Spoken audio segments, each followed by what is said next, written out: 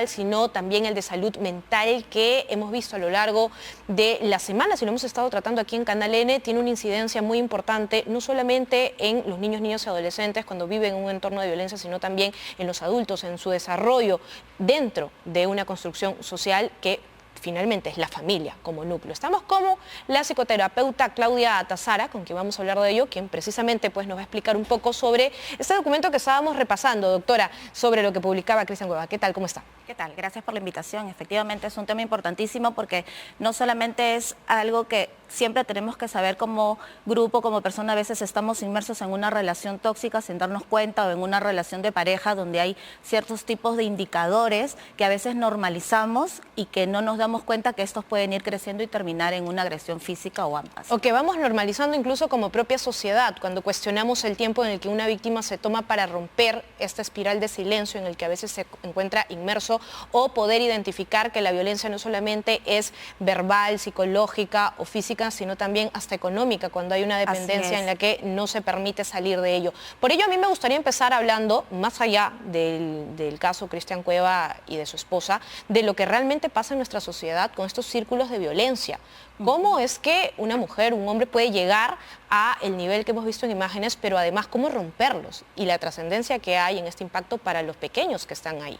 En realidad es un poco complicado cuando alguien está inmerso porque empieza con pequeñas acciones, como por ejemplo manipular, el tomar posesión de la persona, en hacer que la persona no trabaje, aislarla. Entonces vamos normalizando pequeñas acciones hasta que ya es demasiado tarde y cuando ya hay un cúmulo de problemas, pues empiezan las agresiones verbales, las agresiones físicas, las agresiones sexuales, las agresiones tecnológicas, incluso hay varias fases acá. Y además hay que tener en cuenta que hay una fase, ¿no? No es algo de la noche a la mañana, esto va sucediendo de poco en poco y va subiendo de tono porque la persona va permitiendo y va normalizando estas acciones. La primera etapa es que al principio es la luna de miel, ¿no? Cuando tú te sientes con tu pareja bien, la pareja te halaga, te da regalos, tienes una solvencia económica, te sientes súper bien. Pero luego esto va, digamos, bajando un poco y hay tensiones porque si es que no lograste con tu pareja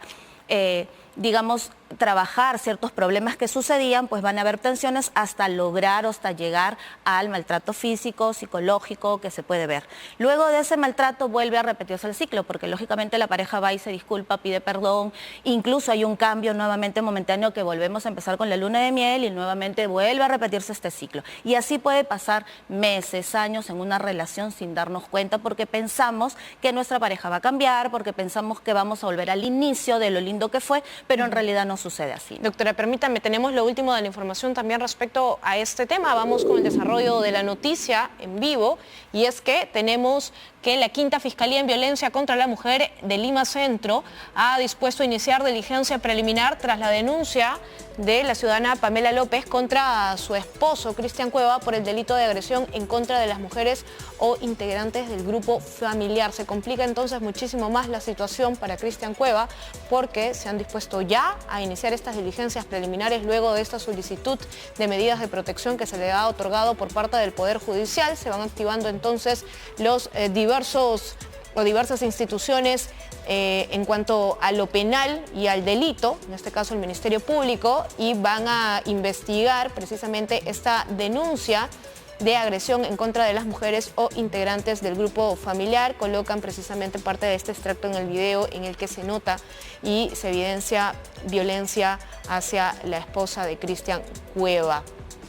Bien, en medio de este contexto la situación se complica y él ha colocado precisamente este mensaje en el que ha decidido transparentar, asegura, un diagnóstico. Estamos hablando de la salud mental incluso cuando hablamos de depresión crónica. ¿Esto puede ocasionar este círculo de violencia también?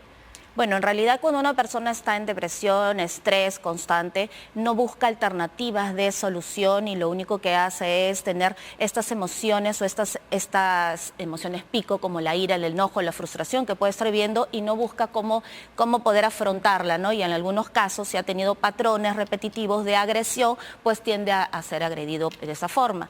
Ahora, es importante también salvaguardar a los hijos, a los miembros que están ahí, porque si los niños han vivenciado, digamos, estas conductas medidas en sus padres, pues lógicamente estos niños están viviendo tensión, estrés, ansiedad también, porque han visualizado estas agresiones de ambas partes también, ¿no? Entonces es importante tomar medidas y también es importante responsabilizarnos de nuestros actos, ¿no? No tanto culparse, pero sí ser responsables de qué hacer al respecto. Y si estas responsabilidades tienen que separarme de algo, tengo que asumir algún tipo de terapia o alejarme temporalmente de mi familia por el bien de mi familia, es importante asumir esa responsabilidad también, ¿no? Doctora, ¿y cómo romper este ciclo? Porque si se vuelve uno adicto, dependiente precisamente a lo que se vuelve constante en el empezamos con esta luna de miel que usted nos explicaba, luego vuelve la violencia, luego el perdón, otra vez.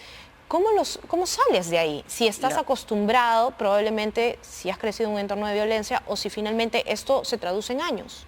Es difícil salir, pero lo primero es hablarlo. Muchas veces las víctimas tienen miedo de decirlo porque se sienten culpables, sienten que no van a poder afrontar solos, sienten que no les van a creer, sienten que no van a tener apoyo, sienten vergüenza de lo sucedido porque desde ya contar que he sido agredido físicamente, sienten también que ellas pueden haber sido la culpa de esa situación. Entonces siempre lo que yo digo es habla, rompe el silencio con la persona más cercana que tengas, con la persona donde más confianza tengas, tienes que romper el silencio. Porque muchas veces estas personas se aíslan y no comentan o no hablan de lo sucedido y cuando tú rompes el silencio algo cambia, algo empieza a ir variando y poco a poco vas a poder encontrar estrategias. Luego de romper el silencio tienes que hacer una estrategia de contención, de poder hacer algo al respecto. ¿Qué vas a suceder? ¿Vas a denunciar? ¿Dónde vas a salvaguardarte? ¿Dónde vas a poder ir?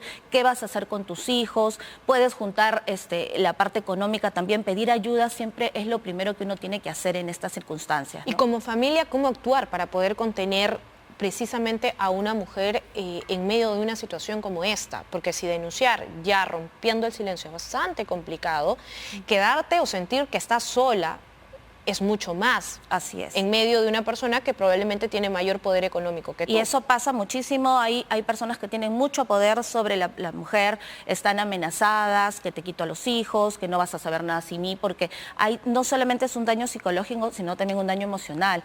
Bajan el autoestima de la persona, hacen creer que no pueden ser capaces de salir ni van a poder ser capaces de hacer nada sin esa persona, por eso hay una dependencia emocional. Es importante romper ese ciclo y entender que una pequeña acción puede ir escalando algunas otras cosas más. Pedir ayuda con alguien cercano, algunas autoridades también podría ser. Es importante también entender que el problema no eres tú, que hay algo que está pasando con esa persona que no es capaz de lidiar con esas emociones, que no es capaz de tener estrategias de afrontar, que esa persona no está siendo empática incluso contigo porque está agrediéndote y está haciéndote pasar toda una cadena o un tiempo, digamos, de daño, y no solamente a ti, sino también a tu familia, ¿no? En el tema de la dependencia, ¿cómo se gesta y qué relación tiene con una posible adicción? Si uno de los integrantes de la familia tiene alguna adicción, en este caso o alcohol o las drogas, algún estupefaciente, ¿cómo se rompe ahí, en ello? Muchas veces las personas no saben lidiar con sus emociones. Cuando se sienten frustradas, rabia, con cólera, lo que fuese, buscan una manera rápida y fácil de salir de ellas. Y en algunos casos puede ser las drogas, puede ser el alcohol, pueden ser las salidas, las fiestas, cosas para sentirme bien y anestesiar este dolor o este mal paso o esta emoción que no sé diferenciar o transitar, ¿no? Entonces es importante darnos cuenta que culturalmente muchas veces hacemos eso y ese no es el camino adecuado porque no estamos sanando o no estamos trabajando en la emoción en sí. Lo único que estamos haciendo es anestesiarla momentáneamente y puede tener consecuencias grandes, como por ejemplo terminar en agresiones más a futuro o romper nuestra relación de pareja, ¿no? Y esto termina mermando incluso también o teniendo un impacto en la vida y en el concepto que tienen de amor propio, de amor incluso fraternal, de amor de pareja de los pequeños. Así es, porque los pequeños van viendo esa forma de relación y piensan que a veces la violencia es una forma de solución, es una forma de ejercer poder, es una forma en la cual es la medida de solucionar. Entonces estás creando en los niños una creencia irracional sobre ello, ¿no? Muchas veces también estas personas que tienden a ser agresivas o agreden es porque también han vivido situaciones similares en las cuales han normalizado que para solucionar un conflicto o para poner fin a algo, pues puedo usar la violencia y eso me va bien, ¿no? o personas que tienen muy baja autoestima y que no encuentran otra forma de solucionar más que poniéndome fuerte o tratando de ser más que tú, siendo violento, ya sea agresión física o verbal, ¿no? Ahora, cuando usted hablaba de además de este círculo de violencia, mencionaba que había estas dependencias, pero además algo que se ha escuchado en las últimas horas y es la manipulación. ¿En torno a qué se puede gestar esta manipulación y cómo identificarla que está haciendo precisamente? Porque puede revestirse de alguna excusa, de alguna esperanza o incluso de la negación o de la necesidad de que este dolor ya no se pueda sentir más. Y se lo digo en medio de lo que ha trascendido además de que pues, se dan terapias de parejas, intentémoslo una vez más, mira por los chicos, mira esta situación, recuerda cuando éramos felices. Entonces, ¿cómo esta narrativa se va gestando para alimentar esta dependencia? Lo primero que hacen es aislar a las personas. Por ejemplo, te aíslo del trabajo para que tengas dependencia de mí económica y tú ya no puedas tener esta solvencia económica. Te aíslo de tus amistades porque cuando vas donde tus amistades puedes contar estas vivencias y te pueden aconsejar que hay algo malo, entonces te aíslo de tus amistades. Te aíslo de tu círculo familiar porque puede ser que le cuentes a tu mamá, a alguien cercano y puede también venir y tomar posesión. Entonces empieza con un aislamiento paulatino sin darnos cuenta. La manipulación empieza a ser yo te voy a prever de las cosas que tú necesitas, ya sea lo económico, ya sea lo social, ya sea la diversión, lo que fuese, yo voy a prever. Luego hay un aislamiento, luego hay estas partes de celos, esta parte de tratar de manipular a la persona de dónde estás, qué es lo que haces, hasta que poco a poco la persona siente que esa es una forma de amor, se está preocupando por mí y normaliza esas conductas sin darse cuenta que poco a poco queda anulada, porque no tiene alrededor un grupo de apoyo y es por eso que cuando las cosas se vuelven cada vez más fuertes, esta persona está aislada, no sabe a quién contar porque le da vergüenza decirle a alguien después de tanto tiempo de alejamiento, pues acercarte para decirle que tengo o sufro de agresión física en mi hogar, ¿no? Entonces es importante ser conscientes de poco a poco cómo se va gestando para poder tomar medidas al respecto. Qué importante es lo que usted nos dice, doctora Claudia Tazara. Muchísimas gracias por esta entrevista. Y yo quiero simplemente terminar exhortando a quien sea blanco de violencia o testigo, sepa usted de algún familiar, denúncielo. Vaya a la comisaría, denúncielo, no calle, no sea cómplice. Y además hay que dar contención precisamente cuando se conoce este tipo de situación. Y si usted está siendo blanco de violencia, llame a la línea 100, cuéntele